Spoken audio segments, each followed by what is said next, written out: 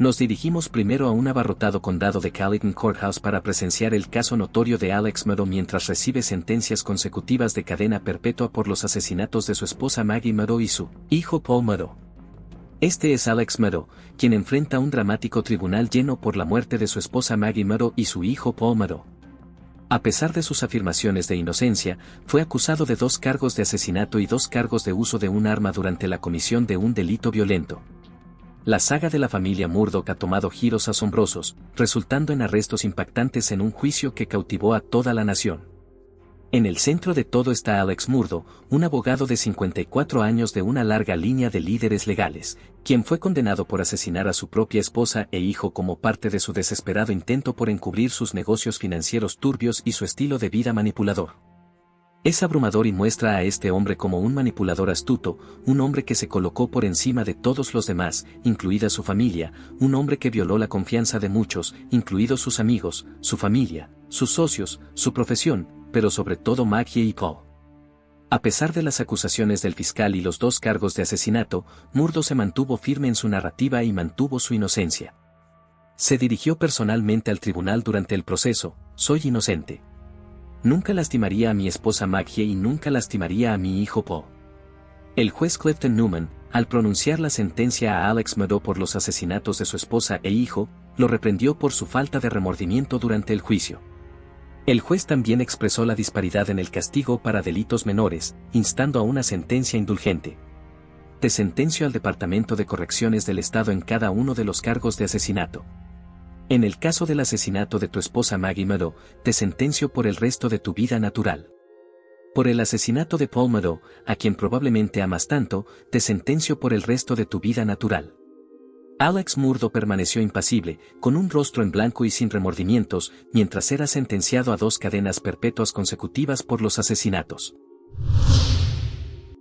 Luego nos dirigimos al Tribunal de Condado de Sacramento de Gordon de Eschaver, California, para el juicio de Joseph James DeAngelo, un hombre apodado el asesino del Estado Dorado por su oleada de crímenes violentos.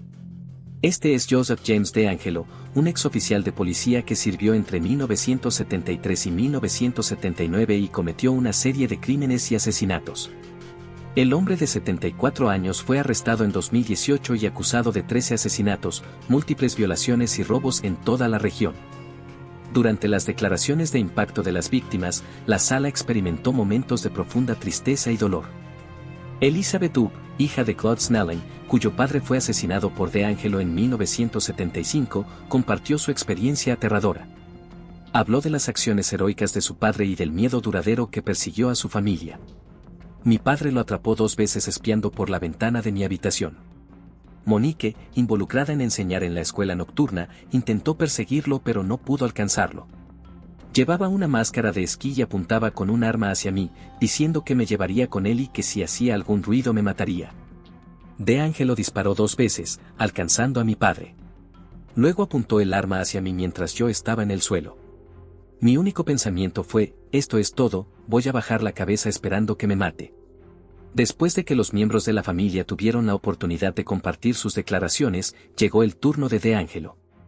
Levantándose de su silla de ruedas y quitándose la cobertura facial, DeAngelo expresó su remordimiento a todos los presentes, declarando que había escuchado cada declaración de las víctimas.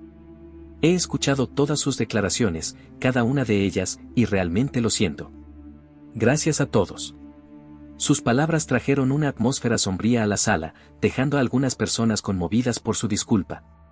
Aunque la disculpa de DeAngelo parece sincera, hubo quienes creyeron que merecía el castigo máximo de muerte. Honestamente creo que esta persona no.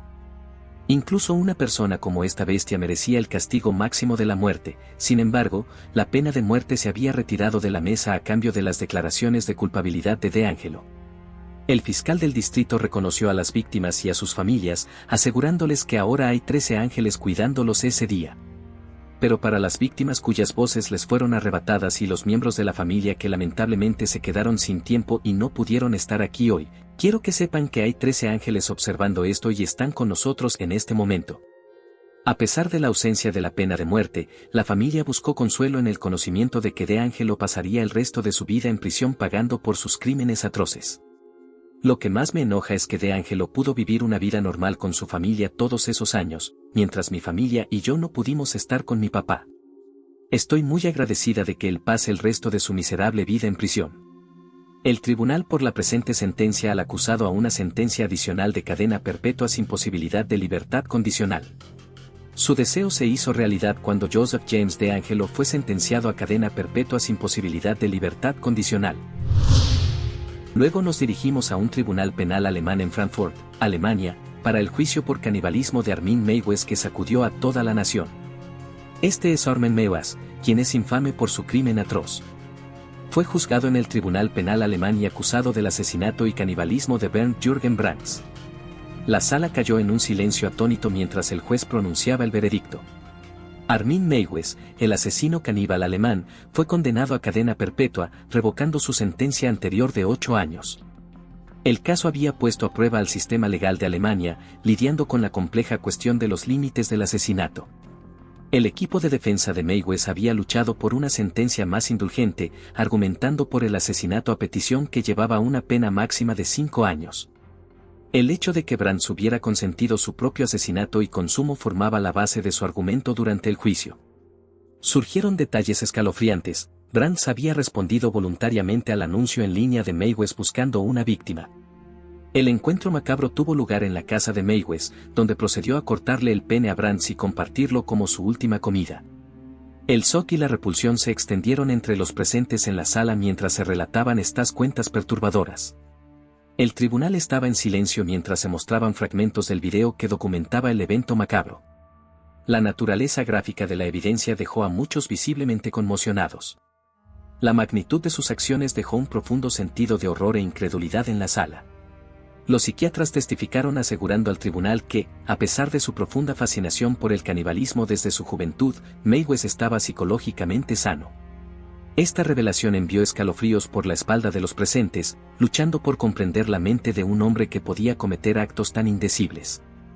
Los fiscales, en contraste, argumentaron que Meiwes debería haber sido consciente del estado perturbado de Brands y cuestionaron más a fondo sus motivos para querer ser asesinado. Cuando cayó el mazo, Armin Meiwes, que se mantuvo tranquilo durante todo el proceso, recibió su sentencia, fue condenado a cadena perpetua sin posibilidad de libertad condicional. Luego nos dirigimos a la corte del condado de Ingham, donde la jueza Rosemary A. Colena sentencia a Larry Nassar por múltiples casos de abuso sexual. Este es Larry Nassar, un ex médico de la USA Gymnastics y de la Universidad Estatal de Michigan que se declara culpable y enfrenta cargos de abuso sexual contra niñas jóvenes. La sala permaneció incrédula y en un estado de desprecio amargado mientras la jueza Rosemary A. Colena leía los comentarios preparados de Larry Nassar. La carta de Nassar defendía sus acciones, afirmando que lo que hizo en los casos estatales fue médico, no sexual. Expresó frustración por su sentencia federal de 60 años por posesión de pornografía infantil, argumentando que era injusta. Dadas las circunstancias, la jueza Aquilina realizó una amarga lectura de la declaración de Nassar, dejando claro su bajo concepto hacia él. Se burló de su queja de ser manipulado por el fiscal general, provocando risas amargas en la sala. Quería declararme no disputante, pero el fiscal general se negó porque fui tan manipulado, y ahora, Paulina y todo lo que quería era minimizar el estrés para todos, como escribí antes. A medida que la jueza profundizaba en la declaración de Nassar, él afirmaba que sus tratamientos médicos con gimnastas olímpicos y nacionales se discutieron en el caso federal y se consideraron médicos.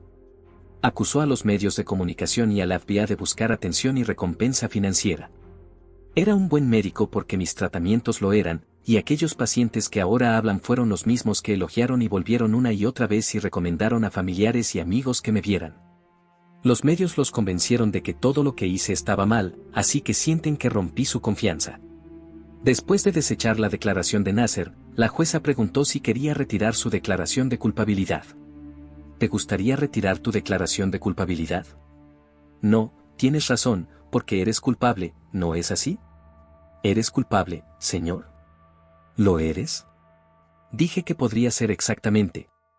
Antes de leer su carta, Nassar se dirigió a sus víctimas, reconociendo el efecto emocional significativo que sus palabras habían tenido en él y expresando su profundo remordimiento. Tus palabras estos últimos días han tenido un efecto emocional significativo en mí y me han sacudido hasta la médula. También reconozco que lo que estoy sintiendo palidece en comparación con el dolor, el trauma y la destrucción emocional que todos ustedes. En respuesta a su disculpa, Aquilina expresó la esperanza de que su remordimiento fuera genuino. La sala permaneció cargada de emociones mientras la jueza dictaba una severa sentencia, señalando su falta de clemencia hacia Nasser. A pesar de la falta de expresión en su rostro, la jueza Rosemary Aquilina hizo que pasara el resto de sus años en prisión cuando condenó a Larry Nassar a 40 a 175 años de prisión.